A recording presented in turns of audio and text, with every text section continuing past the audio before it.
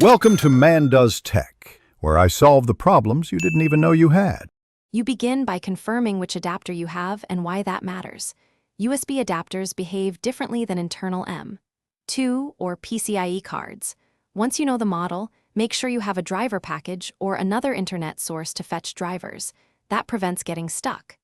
Now sign into an administrator account, then open Device Manager. You're doing this so Windows can accept driver installs and detect new hardware. The next steps make the adapter visible and usable.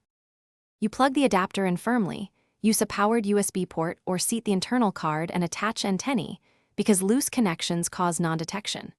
Once connected, open Device Manager and choose Action Right Arrow Scan for hardware changes. This forces Windows to detect the device. If it appears as unknown, right-click and select Update Driver, then browse My Computer or search automatically. You do this to let Windows apply the correct driver. Once installed, the adapter will move to network. You finalize by opening Network Connections and enabling the newly installed adapter if it's disabled. That makes it available to Windows networking. Then open Wi-Fi settings and connect to your SSID using the password. If you don't see networks, restart Windows and your router to clear state. Make sure wireless is not turned off via a hardware switch. If problems continue, roll back or reinstall the driver with the vendor's utility, because mismatched drivers are the most common cause of failure.